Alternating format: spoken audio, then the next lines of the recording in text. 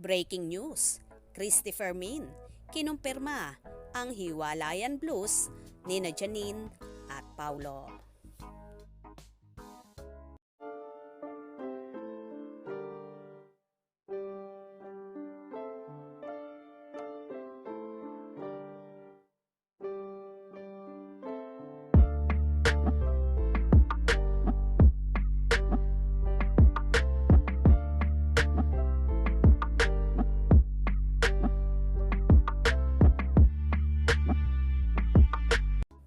Con todo, pa-sexy si Janine sa gitna ng usap-usapang nauwi na sa hiwalayan ang relasyon nito kay Paulo Avellino. Sa gitna ng malakas na ugong na nauwi na sa hiwalayan ang relasyon nila ni Paulo Avellino, walay kiber naman at con todo pa-sexy si Janine Gutierrez. Sa kanyang Instagram magkasunod ang post ni Janine kung saan ipinakita nito ang kanyang kaseksihan. Suot ang itsy-bitsy, teeny, Winnie bikini. Kaugnay nito, si Christy Fermin nitong Biyernes, sinabi ni Christy Fermin na isang source ang nagsabi sa kanya na inamin na raw ni Janine na hiwalay na ito kay Paulo. Isang source na hindi nanununog, hindi nangunguryente. Tapos na raw talaga ang relasyon nila ni Paulo, sabi ni Janine. Kwento ni Christy, inamin dito sa ating source.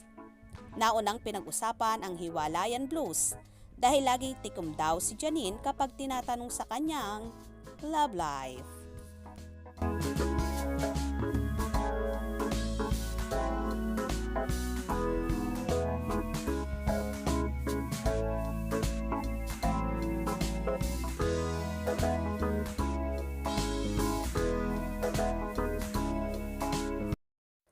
Sobrang sakit para sa tagahanga ni na Paulo at Janine ang balitang lumalabas. Pero dahil sa mga chika na ito, lumalakas lalo na totoo ang hiwalayan blues ng Magsing Irog, kung saan kumanta na ang aktres sa isang malapit na kaibigan at isang source pa ito ni Christy Fermin. Anyway, kung totoo ang lahat ng ito, hindi naman mababakas kay Janine ang paghihinagpis sa isyong hiwalayan. Kasi mas lalo pa siyang naging sexy, blooming at mapang-akit sa mga barako.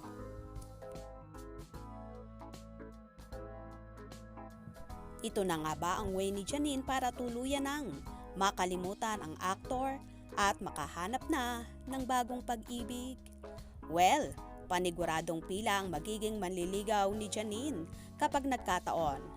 At sa pagkakawala ni Janine kay Paulo, tila nagpakasaya pa ang aktres at hindi iniinda ang heartbreak na nangyari. Ano ba naman sa mundo ng showbiz?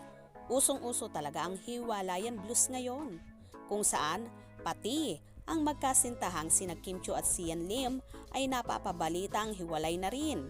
May sumpa ba ang taong 2023 at ang daming naghihiwalay? Kahit ang celebrity couple na sina Richard Gutierrez at Sara Labati ay hiwalay na rin daw. Ouch! Mga kachika, kayo na ang bahalang humusga sa mga usaping ito. Kaya naman tumutok at wag na wag pahuhuli sa mga maiinit na kaganapan. Anong inyong magiging reaction sa bidyong ito? Comment below.